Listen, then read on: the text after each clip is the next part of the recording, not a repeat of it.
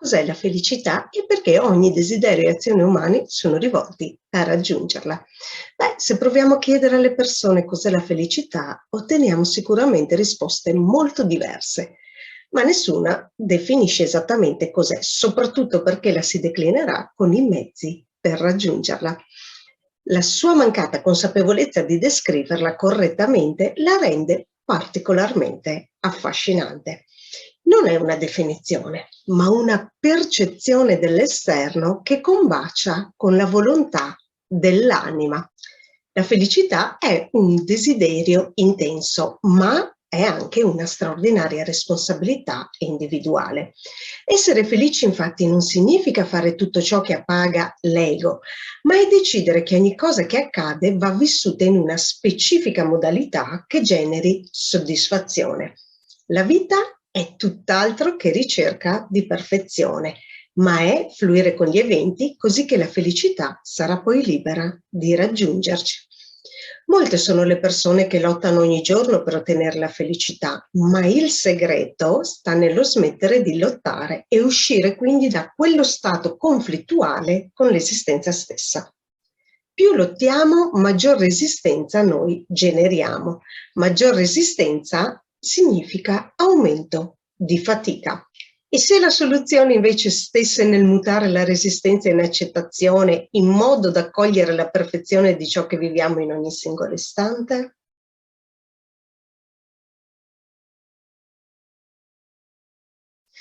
I conflitti e le resistenze si eliminano facendo spazio, permettendo cioè al vuoto di entrare in noi per riempirlo poi di ciò che ci soddisfa, ma essendo anche disposti a lasciare andare quel nuovo quando diventa vecchio.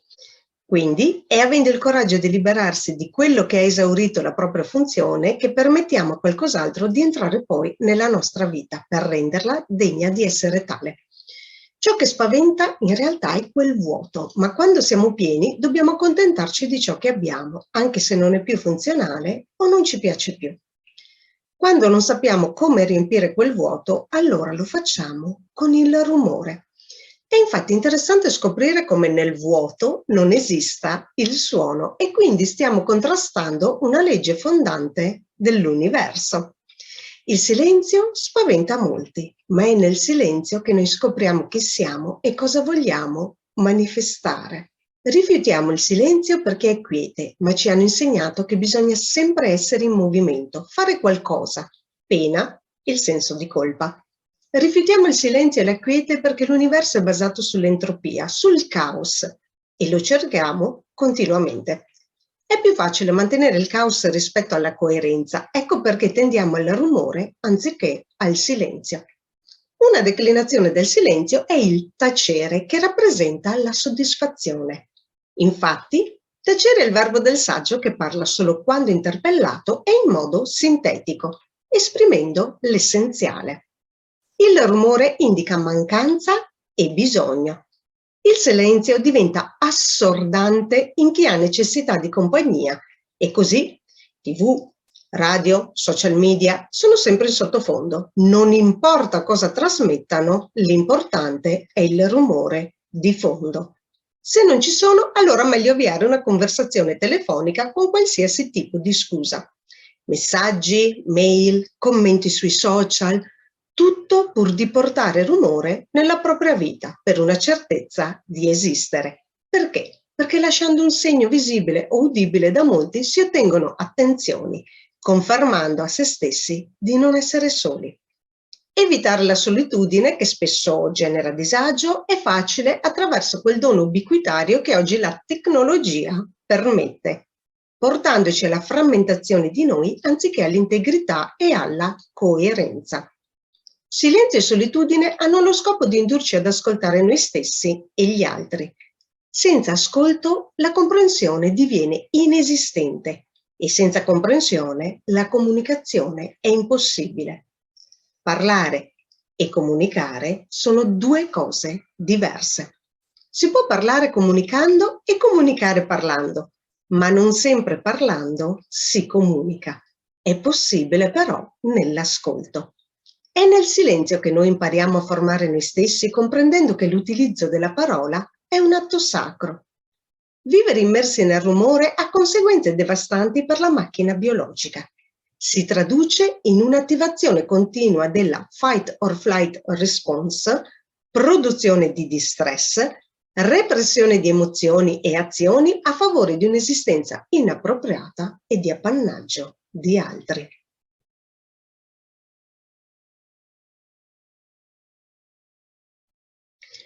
Come possiamo fare allora per lasciare andare il rumore? Un modo semplice è quello di immergersi nella bellezza. Avete mai notato come nei luoghi in cui riconosciamo più facilmente il bello, il suono sia ridotto al minimo? Luoghi sacri, musei e gallerie d'arte, la natura stessa?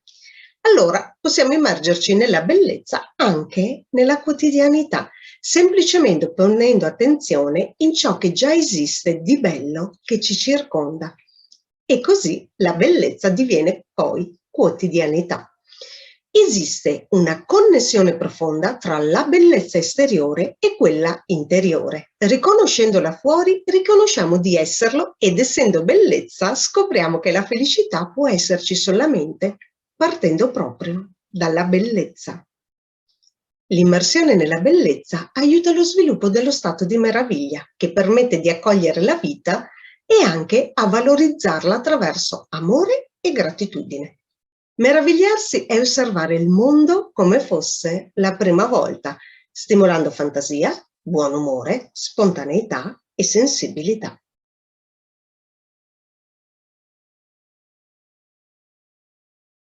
Ma voglio ora ritornare al concetto del titolo, ovvero riportare l'attenzione sul meno.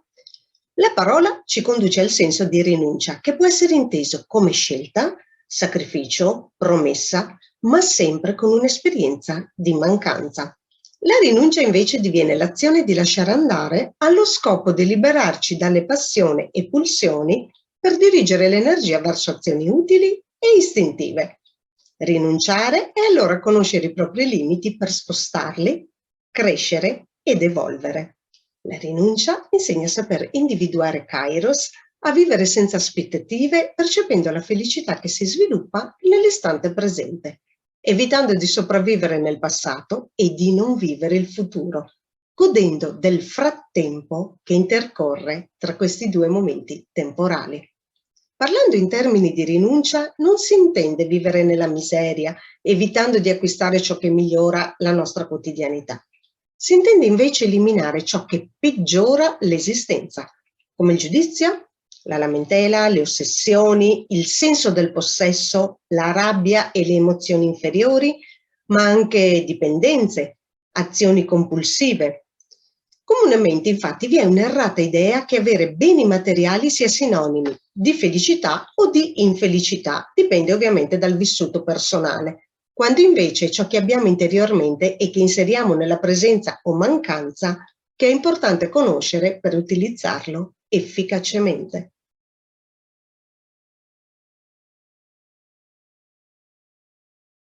Essere felici è essere se stessi, liberarsi di catene e corde invisibili ma presenti, generanti dipendenze e, di conseguenza, una continua ricerca di quello stato emotivo, perché è ciò che in quel momento specifico ci fa sentire esistenti.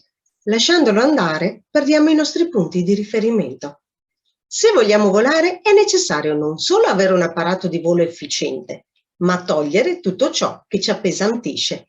Più sviluppiamo emozioni inferiori, più aumenta il nostro peso, perché esse sono molto dense. La leggerezza invece è la via della felicità, è quel vuoto che manifestiamo escludendo il rumore. La leggerezza è il risultato di una scultura. Si manifesta nella sua bellezza dopo che tutto il superfluo è eliminato, quando il blocco di marmo diviene quindi più leggero.